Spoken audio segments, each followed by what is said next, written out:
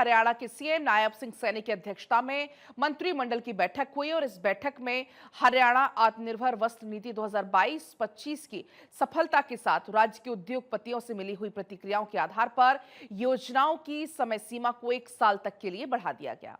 नायब सिंह सैनी के इस फैसले के चलते अब 18 दिसंबर 2026 तक योजनाओं को चलाने की समय सीमा तय कर दी गई है। बैठक में सरकार ने वस्त्र इकाइयों के लिए पूंजी निवेश सब्सिडी योजना का लाभ देने के लिए समय सीमा को हटाने का भी फैसला किया है।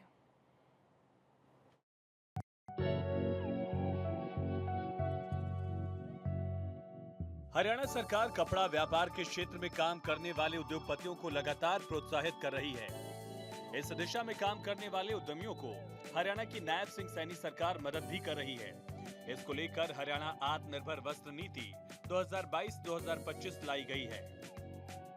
इसके तहत सरकार ने 4,000 करोड़ रुपए निवेश करने का लक्ष्य रखा है और करीब 20,000 लोगों के लिए रोजगार के अवसर पैदा करने की नीति बनाई गई थी, जिसको सरकार ने 1 साल के लिए और बढ़ा दिया, ताकि वस्त्र नीति का उद्देश्य आधुनिक बुनियादी ढांचे के विकास, अत्याधुनिक तकनीकों को अपनाने, कुशल और टिकाऊ उत्पादन को बढ़ावा देने में मदद मिल सके। इसके साथ ही प्रतिस्पर्धा को बढ़ाकर कपड़ा क्षेत्र के कारोबार को मजबूत किया जा सके। इस नीति को लागू करने में केंद्र सरकार के 5F विजन का भी सहारा लिया गया है, यानी कि farm to fibre, to factory, to fashion, to foreign के दिशा में लगातार काम हो रहा है। हमने हरियाणा में पानीपत, गुरुग्राम, फरीदाबाद और सोनीपत में जो हमारे टेक्सटाइल इंडस्ट्री या कपड़ा उद्योग हैं को विकसित करने पर भी हम विशेष ध्यान दे रहे हैं। हरियाणा की यह कपड़ा नीति देश के यशस्वी प्रधानमंत्री आदरणीय नरेंद्र मोदी जी के 5F vision, farm, fibre, factory, fashion और फॉरेन पर यह आधारित है। वैसे हरियाणा सरकार कपड़ा व्यापार को बढ़ाने के लिए वित्तीय मदद करती है। हरियाणा आत्मनिर्भर वस्त्र नीति 2022-25 के तहत 8 प्रोत्साहन योजनाएं चलाई जा रही हैं। इसके तहत कपड़ा इकाइयों के लिए पूंजी निवेश सब्सिडी, ब्याज सब्सिडी योजना, नेट SGST के बदले निवेश सब्सिडी, हरित और टिकाऊ उत्पादन योजना को बढ़ावा देना, कौशल प्रशिक्षण योजना, अग्नि बीमा पॉलिसी प्राप्त करने के लिए सहायता, कपड़ा क्लस्टर विकास योजना और टेक्सटाइल पार्क योजना शामिल है, जो उद्यमियों के बीच सबसे ज्यादा सफल रही है। इससे कपड़ा क्षेत्र की कई अनूठी परियोजनाओं में निवेश को आकर्षित किया गया है। अधिसूचना के समय से अब तक सभी योजनाओं में 354 आवेदन मिल चुके हैं, जिसमें से 108 आवेदकों को 367.51 करोड़ रुपए की मदद स्वीकृत की गई।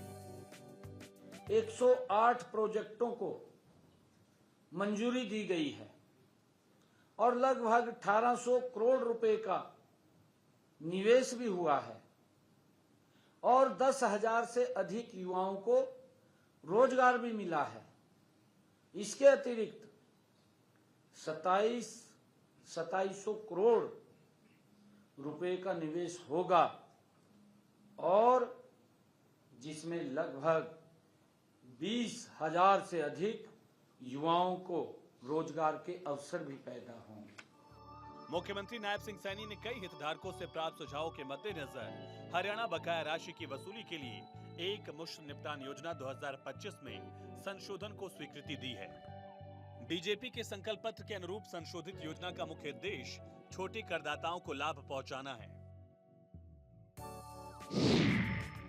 इस योजना के तहत जिस आवेदक का 10 लाख रुपए तक का कर बकाया है, उसे 1 लाख रुपए की छूट मिलेगी।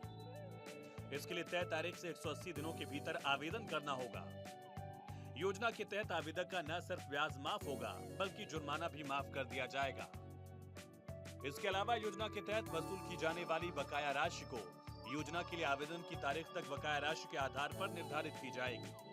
GST व्यवस्था में बकाया राशि मुकदमेबाजी के बोझ को कम करने और बकाया राशि की वसूली में तेजी लाने के उद्देश्य से सरकार ने निपटान योजना को शुरू किया है, ताकि वसूली संबंधी चुनौतियां और कई स्तरों पर विवाद मांगों और बड़ी मात्रा में बकाया राशि का निपटारा हो सके।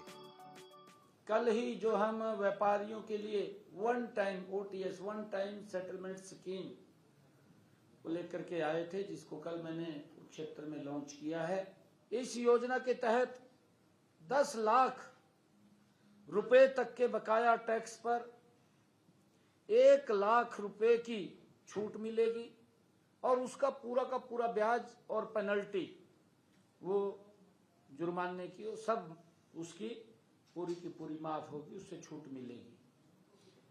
यह योजना जो लॉन्च हुई है, हमारे व्यापारी भाई इसका लाभ उठाएं, इसके लिए हमने 180 दिन का समय रखा है। मुख्यमंत्री नायब सिंह सैनी ने बताया कि अन्य सरकारी विभागों की तर्ज पर राज्य भर की नगर पालिकाओं में ग्रुप A, B, C और D के तहत पदों के वर्गीकरण को मंजूरी दी गई है। इस वर्गीकरण से भर्ती प्रक्रिया सुचारू रूप से होगी, सेवा की गुणवत्ता में वृद्धि होगी, स्थानीय निकाय के नगर प्रशासन के कार्यों में एक रूपता आएगी। इस वर्गीकरण से अब ग्रुप A और B के समकक्ष फंक्शनल पे लेवल वाले नगर पालिका पदों की भर्ती हरियाणा लोक सेवा आयोग के माध्यम से की जाएगी, जबकि ग्रुप C और ग्रुप D के तहत आने वाले पदों को हरियाणा कर्मचारी चयन आयोग के माध्यम से भरा जाएगा। इस कदम से न केवल नगर निगम कर्मचारियों और अन्य सरकारी विभागों के कर्मचारियों के बीच समानता सुनिश्चित होगी, बल्कि पदोन्नति में आरक्षण समेत सरकारी निर्देशों को लागू करने में भी आसानी होगी। भारत 24 के लिए चंडीगढ़ से डॉक्टर थानेश्वर शर्मा की रिपोर्ट।